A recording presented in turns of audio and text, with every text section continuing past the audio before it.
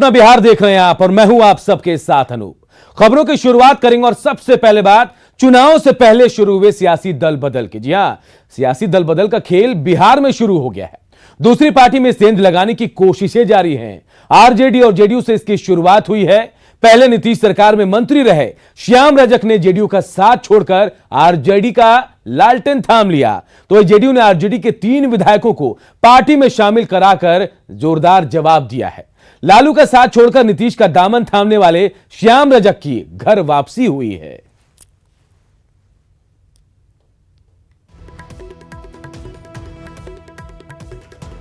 तो 2 तस्वीरें मैं आपको दिखा रहे हैं।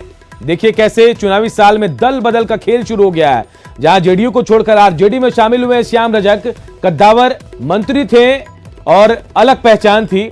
वहीं देखिए आरजेडी के 3 विधायक जो हैं वो जेडीयू में शामिल हो गए, यानी 1 पर 3 का करारा जवाब जेडीयू की तरफ से दिया गया है। और कहा यह भी जा रहा है कि आने वाले दिनों में यह संख्या लगातार बढ़ती घटती रहेगी, यानी लोग जो हैं, नेता जो हैं, आने जाने का सिलसिला उनका जारी रहेगा।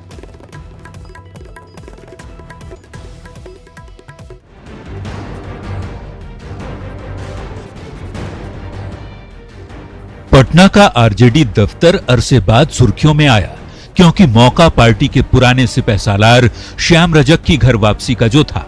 11 साल बाद लालू के श्याम ने राजद का दामन थाम लिया। पार्टी नेता तेजस्वी यादव से गुफ्तगू करते और मुस्कुराते श्याम रजक ने विधानसभा चुनाव के ऐन पहले पासा बदल लिया। सियासत के अपने पुराने घर में वापसी कर ली तो सुर भी अचानक से बदल गए और तेवर भी। तभी तो सीधे जेडीयू के मुखिया और मुख्यमंत्री नीतीश कुमार पर आंकड़ों के जरिए जोरदार वार कर दिया। विकास का वही रास्ता है, बात करते हैं बड़ी बड़ी बात, बजट बनता है 2 लाख करोड़ की बात करते हैं, खर्च होता है 11%, 2%, 9%, क्या हो रहा है? तो आप बात कर रहे हैं अनुसूचित जाति के लिए 1700 करोड़ रुपया हमने दिया, खर्च हुआ सिर्फ 11%। तो ये क्या दर्शाता है? वैसे सियासत में लंबी पारी खेल चुके श्याम रजक का कॉन्फिडेंस लेवल भी आज देखने लायक था। फुलवारी शरीफ जहां से वो आते हैं, चुनाव लड़ने को लेकर उस सीट पर देखिए क्या जवाब दे रहे हैं। मैं वहां दल नहीं, श्याम रजक लड़ता है, इसलिए मेरे लिए कोई महत्वपूर्ण नहीं था कि मैं किस दल से लड़ रहा हूं। मैं तो नीतीश कुमार जी के साथ जनता दल यू और बीजेपी का गठबंधन था, तब मैं वहां जीता था। राजद उस समय मेरे खिलाफ था। सालों बाद श्याम रजक की पार्टी में वापसी से तेजस्वी भी खुश दिखे। हालांकि अपने सियासी चाचा नीतीश कुमार पर जुबानी हमला करने में पीछे नहीं रहे। अपने इच्छा से माननीय श्याम रजक जी जो है, इन्होंने पार्टी ज्वाइन किया है। नाराजगी जो है सत्ताधारी दलों में है। जो व्यक्ति ऐसा कोई सगा नहीं जिसको नीतीश जी ने ठगा नहीं। अब श्याम रजक चाहे जो कह लें और तेजस्वी चाहे जो दलीलें दे दे, लेकिन सच तो यह है कि श्याम रजक जिस विधानसभा क्षेत्र फुलवारी का प्रतिनिधित्व करते हैं वो राजधानी से सटा मुस्लिम बहुल इलाका है। तो क्या रजक को इस बात का डर सता रहा था कि जेडीयू के साथ रहने पर माइनॉरिटी वोट नहीं मिलेगा? वैसे पाला बदलने में माहिर श्याम रजक का ये कदम उनके लिए कितना फायदेमंद होगा, ये तो आने वाला वक्त ही बताएगा। न्यूज़ 18 के लिए पटना से अमित कुमार के साथ आनंद अमृतराज की रिपोर्ट। इधर श्याम रजक को जेडीयू से निकाले जाने और आरजेडी में उनकी वापसी को लेकर एनडीए के नेताओं ने उन पर करारा हमला बोला है। जेडीयू और बीजेपी के नेताओं ने एक के बाद एक हमले कर श्याम रजक पर निशाना साधा और तंज भी कसा है। ये पार्टी के विरोध गतिविधि में रहे तो पार्टी ने इनको निष्कासित किया, बाद में इनको मंत्रिमंडल से बर्खास्त किया गया। तो मुझको लगता है कि जहां गए खुश रहे, पहले भी वहां थे, घर में रहे, सुरक्षित रहे, कोरोना पीरियड है, कोरोना से बचे, जहां रहे खुश रहे। किसके पास जा रहे हैं? जिन पर धारा 420 का आरोप है, 420, जिसके नेता पर और जिसका सुप्रीमो 420 का सजा याफ्ता है। तो 420 वालों की राजनीतिक संगति लेकर के जनता दल की नीतियों पर प्रहार करने की मंशा थी। तो पार्टी ने इस को भांपा और पार्टी ने कार्रवाई का रास्ता दिखाया। मंत्रिपरिषद से हटाया गया, चूंकि जब मंत्रिपरिषद का ओथ लेते हैं तो स्वाभाविक है कि मंत्रिमंडल में आपकी आस्था होनी चाहिए, मुख्यमंत्री जी में पूर्ण विश्वास होना चाहिए। अब इधर उधर की जो गतिविधियां थी उससे सवाल खड़े हुए, तो लिहाजा मुख्यमंत्री जी का प्रीरोगेटिव है, उन्होंने रिकमेंड किया कि मंत्रिपरिषद से निकाला जाए। अब वो स्वतंत्र हैं जहां जिस पार्टी में जाए, लेकिन चुनाव है, लिहाजा आप इस तरह की खबरें सुनेंगे और ये संबंधित पार्टियों का अंदरूनी मामला है, इस पर बहुत कुछ टिप्पणी करना मेरे लिए संभव नहीं है। केवल समाज को बांटकर परिवार के लोगों को आगे बढ़ाने का काम राजन ने किया है और लालू जी इसी शैली के लिए जाने जाते हैं। केवल जुमले पढ़ते थे अल्पसंख्यक के नाम का और काम करते थे अपने केवल परिवार के लिए। तो मेरा मानना है कि लालू जी का जो ताना बाना था वो धीरे धीरे टूटेगा ही। श्याम रजक आरजेडी में शामिल हुए तो लालू की पार्टी को भी बड़ा झटका लगा है। आरजेडी के 3 विधायकों ने जेडीयू की सदस्यता ले ली है। ये विधायक हैं महेश्वर यादव, प्रेमा चौधरी और अशोक कुशवाहा, जबकि एक और विधायक फराज फातमी भी जल्द ही जेडीयू में शामिल होंगे। दिल्ली में होने की वजह से फराज आज सदस्यता नहीं ले पाए। ये विधायक पहले से ही खुलकर आरजेडी नेतृत्व के खिलाफ बयानबाजी कर रहे थे और पार्टी बदलने के बाद एक बार फिर आरजेडी की नीतियों पर सवाल उठा रहे हैं। पिछले 4 वर्षों से राष्ट्रीय जनता दल में जो कुरीतियां चल पड़ी थी, जो परिवार की पार्टी बनकर के रह गई थी, उस पार्टी में गरीबों के लिए, किसानों के लिए, मजदूरों के लिए कोई जगह नहीं बची थी। आज बिहार के एक एक घर में बिजली लग गई है, हर एक गांव को सड़क से जोड़ दिया गया है। ऐसा बिहार में न तो कभी हुआ और आगे होने की कोई उम्मीद दूसरे नेता से नहीं है। मैं 3 बार एमएलए भी बनी, लेकिन जब ये जो चुनाव हुआ आपका 2015 का, उसके बाद से लगा नहीं कि मैं इस पार्टी की एमएलए हूँ और हम लोगों से सौतेला व्यवहार किया गया। लेकिन मित्रों, जो कुशवाहा समाज की हिस्सेदारी थी, जो नीतीश कुमार जी ने दिया, वो किसी दल ने नहीं दिया। अभी जो 2015 में माननीय नीतीश कुमार जी को 100 सीट पर चुनाव लड़े थे, कुशवाहा समाज की आबादी 8-9% है और टिकट कितना दिया? 15 टिकट, यानी 15%। लोकसभा के चुनाव में आदरणीय नीतीश कुमार जी 17 सीटों पर चुनाव लड़ने का काम किया, लेकिन कुशवाहा को कितना टिकट दिया? 3, यानी कि करीब करीब 20%। श्री नीतीश कुमार जी के नेतृत्व में ही 15 का विधानसभा का चुनाव हुआ था, इसलिए ये लोग अपने नेता के साथ आए हैं, कोई अनहोनी बात नहीं है, ये एक अपने आप में स्वतः की क्रिया। इसलिए मैं लोक जनशक्ति पार्टी के राष्ट्रीय अध्यक्ष चिराग पासवान ने पार्टी के प्रदेश कार्यकारिणी की वर्चुअल मीटिंग की। सांसद और विधायकों के साथ पार्टी पदाधिकारी इसमें मौजूद रहे। संगठन को मजबूत करने और चुनाव की तैयारियों पर यहां चर्चा की गई। इस दौरान चिराग एक बार फिर राज्य सरकार पर हमलावर दिखे। उन्होंने बैठक में कोरोना जांच में बढ़ती जा रही लापरवाही का जिक्र किया। बैठक के बाद मीडिया में भी इस पर बयान दिया गया। सब यहाँ राजनीति की बात नहीं है, यहाँ जान माल की सुरक्षा की बात है, बिहारियों के स्वस्थ और सुरक्षित होने की बात है। और उस पर हम चिंता जता रहे हैं कि हम क्यों नहीं कर रहे हैं, हमारा टेस्ट क्यों नहीं बढ़ रहा है। रैपिड किट से हम टेस्ट करा के और संख्या गिना दें और वो स्प्लिट होते जाए। बिहार विधानसभा चुनाव के मद्देनजर भारतीय जनता पार्टी ने अपनी तैयारियां शुरू कर दी है। इसको लेकर पार्टी के आला नेता अपनी रणनीति बनाने में जुट गए हैं। अगले हफ्ते से बीजेपी के नेता अपने अपने क्षेत्र में प्रवास करेंगे। प्रवास के दौरान बीजेपी नेता छोटी छोटी बैठकें भी करेंगे और सरकार की उपलब्धियों को लोगों के बीच पहुंचाएंगे।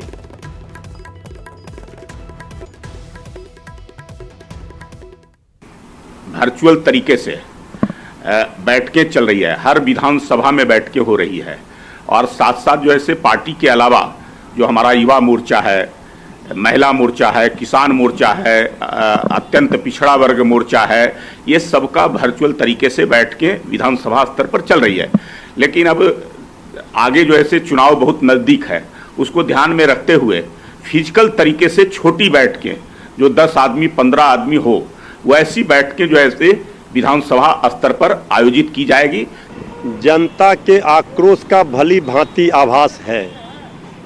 अब बीजेपी चाहे अब प्रवास में जाए, चाहे जहां भी जाए, जो भी करें, अब जनता माफ नहीं करेगी, ये बात तय है। इधर बिहार में 6 सितंबर तक लॉकडाउन जारी रहेगा। क्राइसिस मैनेजमेंट ग्रुप की बैठक के बाद यह फैसला लिया गया।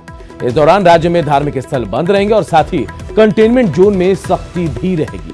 पहले की तरह सरकारी और प्राइवेट ऑफिस में 50% कर्मचारी ही आ सकेंगे।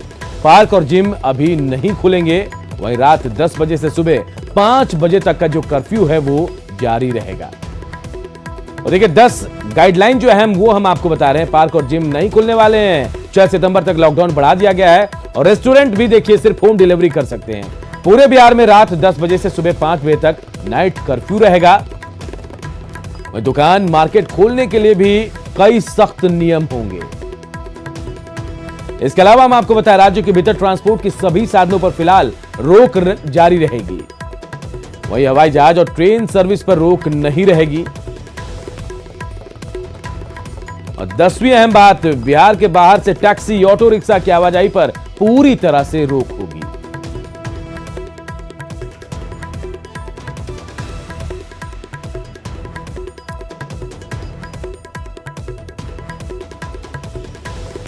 तो 6 सितंबर तक लॉकडाउन रहेगा। बिहार में बढ़ा दिया गया लॉकडाउन की अवधि को और जो 10 अहम बातें हैं इस लॉकडाउन की वो हम आपको बता रहे हैं कि क्या कुछ इस बार 6 सितंबर तक जारी रहेगा। तो धार्मिक स्थल, शॉपिंग मॉल, शैक्षणिक संस्थान जो वो बंद रहेंगे। 6 सितंबर तक लॉकडाउन बिहार में बढ़ा दिया गया। क्या कुछ इसमें नया बदलाव किया गया? जो पिछला आदेश था 16 अगस्त तक, वही आदेश 6 सितंबर तक के लिए बढ़ा दिया गया। मंदिर मस्जिद जो धार्मिक स्थल जो था उसमें विस्तृत आदेश था, उसको देख लिया जाए। जो आदेश था 16 अगस्त तक, वही 17 अगस्त से आगे 6 सितंबर तक रहेगा। सरकारी कार्यालय में जो 50% सब कुछ वही था जो पहले है। पिछला आदेश में देखिएगा सारा मिल जाएगा। कंटेनमेंट जोन में सर सख्ती बढ़ो। जो सारी चीजें हैं वही है जो पिछले आदेश में थी। और बात बाढ़ से बेहाल बिहार की। मिथिलांचल और सीमांचल में बाढ़ का कहर ज्यादा है। सरकारी आंकड़ों के मुताबिक अब तक 25 लोगों की इससे मौत भी हो चुकी है। दरभंगा में पानी की रफ्तार धीमी होने के बाद भी बाढ़ का कहर खत्म नहीं हुआ। मब्बी, बरियौल और सोशो समेत कई इलाकों में अब भी बाढ़ के पानी की वजह से लोगों का जीना मुहाल हो गया है। ग्रामीण सड़क और बांध पर जीवन जीने को मजबूर हैं। तस्वीरों में झील जैसा दिख रहा ये नजारा है दरभंगा के शीशों इलाके का, जहां कॉलेज में चारों तरफ पानी ही पानी है। क्लासरूम के अंदर तक पानी घुस चुका है। आसपास के इलाकों में कमोबेश यही स्थिति है। अनाज गोदाम से लेकर बिजली ट्रांसफार्मर, सब तरफ पानी ही पानी। परेशानी है कि नीचे गोदाम डूब गया है, इसके वजह से हम लोग को ऊपर आना पड़ा है। अभी भी गोदाम डूबा हुआ है, इसमें 5 से 6 फीट लगभग पानी भरा हुआ है, जैसा कि आप नीचे जाके देख सकते हैं। दरभंगा में बाढ़ का ये नजारा सिर्फ शीशों में ही नहीं है। मम्बी, बरियौल समेत कई इलाकों में पिछले 20 से 25 दिनों से पानी कम नहीं हो रहा। जानमाल की सुरक्षा को लेकर लोग सड़क और बांध पर जीवन जीने को मजबूर हैं। बाढ़ का स्थिति अभी बहुत खराब है। बहुत पानी अभी तकल है गांव भर में, और गांव भर के हथियार सब चीज अभी आदमी रोड पर भागल है। बाढ़ से परेशान लोगों का ये कहना है कि इलाके में पानी की रफ्तार तो धीमी हुई है, लेकिन पानी नहीं घटने की वजह से लोगों की परेशानी जस की तस बनी हुई है। साथ ही लोगों को जमे हुए पानी की वजह से होने वाली बीमारियों का भी डर सताने लगा है। न्यूज़ 18 के लिए दरभंगा से विपिन कुमार दास की रिपोर्ट। बिहार और झारखंड को जलमार्ग से जोड़ने वाली गंगा नदी पर पिछले कई महीनों से यात्री जहाज का आवागमन बंद है और जिसकी वजह से जान जोखिम में डालकर लोग उफनती गंगा में 8 किलोमीटर तक का सफर तय कर रहे हैं। छोटे नाव के सहारे लोग मनिहारी से साहिबगंज की यात्रा करने को मजबूर हैं। जल मार्ग से जोड़ने वाली गंगा नदी पर कटिहार के मनिहारी और झारखंड के साहिबगंज की दूरी करीब 8 किलोमीटर है। जहां लोग अपनी जान को जोखिम में डालकर छोटी नाव के जरिए उफनती गंगा में अपनी यात्रा तय कर रहे हैं, जो कभी भी किसी बड़े हादसे की वजह बन सकती है। लोग ऐसी यात्रा को अपनी मजबूरी बता रहे हैं। इनकी माने तो पिछले कई महीनों से यहाँ बड़े यात्री जहाज का आवागमन बंद है, जिसके कारण लोगों को भारी परेशानियों का सामना करना पड़ता है। सर बिहार से झारखंड सफर करते हैं। ये कहाँ किस जगह कौन जगह है? ये मनिहारी है। कहाँ तक जाना है झारखंड? लालबथानी। कितना डर लगता है छोटा नाव में सफर करना पड़ता है? सर डर तो लगता ही है, जब हवा उखड़ता है तो गैर बनता है गंगा जी में, तो डर तो लगेगा ही। क्या कोई उपाय नहीं सर, उपाय कोई नहीं है, इसी से जाना पड़ता है। उफनती गंगा में छोटे नाव के सहारे बिहार से झारखंड तक का सफर तय करना अब लोगों की मजबूरी बन चुकी है। 30 रुपए में 8 किलोमीटर तक की यात्रा लोग ओवरलोड नाव पर अपनी जान जोखिम में डालकर कर रहे हैं। दहशत के साये में लोग छोटे नाव से 2 राज्यों की दूरी तय कर रहे हैं, जिससे कभी भी कोई बड़ा हादसा होने का डर बना रहता है। ऊपर से कोरोना वायरस को लेकर भी लोग परेशान हैं। इनकी माने तो इस दौरान लोग किसी भी तरह की सावधानी नहीं बरत रहे हैं। बहुत डर लगता है। उपाय क्या है? उपाय कोई दूसरा नहीं है, जाना ही मजबूरी। जाना ही मजबूरी है। तो यहाँ मेंटेन होता है, लोग भीड़ भाड़ सब मेंटेन होता है? नहीं, कोई कुछ मेंटेन नहीं होता है। ये कोरोना की वजह से कुछ भी मेंटेन नहीं हो पा रहा है। कोरोना है, ऊपर से आदमी मजबूरी है, जाना पड़ता है। खतरा है पूरा? हाँ, पूरा खतरा है। कितना किलोमीटर है लगभग? यहाँ से करीब 7-8 किलोमीटर होगा लमसम। रोज आन-जान का? रोज आन-जान होता है। 7-8 किलोमीटर का यह सफर है, मजबूरी का यह सफर है, क्योंकि बड़ा यात्री जहाज बंद है और ऐसे हालत में इस पार से उस पार यानी बिहार से झारखंड जाने के लिए इस इलाके से ये एकमात्र मार्ग है और कोई उपाय नहीं है। इसीलिए यात्री जान जोखिम में डालकर इस सफर को करने के लिए मजबूर है। सुब्रत, न्यूज़ 18 कटिहार। इधर कश्मीर में आतंकियों ने फिर नापाक हरकत की है। इसमें बिहार के रहने वाले सीआरपीएफ के 2 जवान शहीद हो गए। शहीद होने वालों में कश्मीर पुलिस का भी एक जवान शामिल है। सीआरपीएफ 119वीं बटालियन के दोनों शहीद जो जवान हैं उनके नाम बताया जा रहा है लोकेश शर्मा और खुर्शीद खान। खुर्शीद खान रोहतास जिले के विक्रमगंज के पास बोसिया कला गांव के रहने वाले थे, जबकि लवकुश शर्मा जहानाबाद के शकुराबाद के अय्यारा गांव के रहने वाले थे।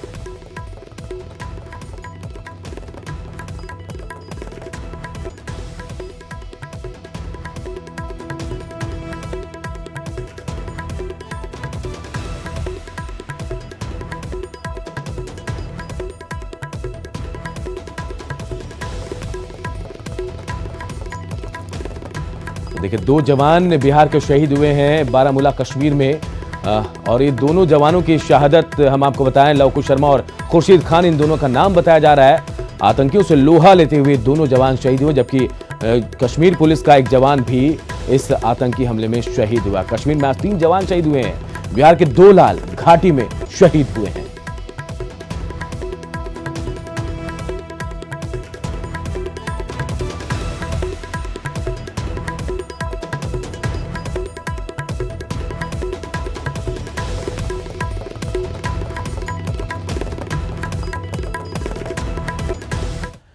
सुशांत सिंह राजपूत को इंसाफ दिलाने की मांग भी जोर पकड़ रही है और इसकी मुहिम भारत के अलावा विदेश में भी चल रही है। ऑस्ट्रेलिया के मेलबर्न में कई जगहों पर पोस्टर लगाए गए हैं और सुशांत सिंह राजपूत की मौत की जांच सीबीआई से कराने की मांग की गई है। इसका वीडियो उनकी बहन श्वेता सिंह कीर्ति ने इंस्टाग्राम पर पोस्ट किया, तो वहीं सुशांत के चचेरे भाई विधायक नीरज बबलू ने इस मामले को लेकर एलजेपी अध्यक्ष चिराग पासवान से मुलाकात की। उन्होंने कहा कि इस मामले के गवाहों को धमकी दी जा रही है और देर होने से सबूतों से छेड़छाड़ भी हो सकती है। नीरज बबलू ने गवाहों को सुरक्षा देने की मांग की है।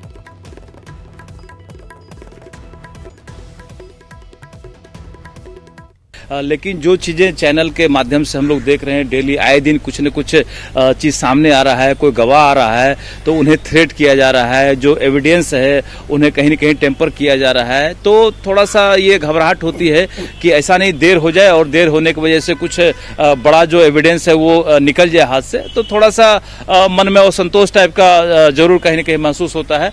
तो तमाम देश के लोग, लाखों लोग चाहते हैं कि जल्द से जल्द सीबीआई जांच करे और जो गवाह सामने आ रहे हैं ना उनको प्रोटेक्शन दिया जाए। तो देखिए, भारत ही नहीं, भारत के बाहर से भी सुशांत को इंसाफ दिलाने की मांग तेज हो गई है और ऑस्ट्रेलिया के मेलबर्न में इसकी एक वानगी भी देखने को मिली है। अपना बिहार के इस बुलेटिन में फिलहाल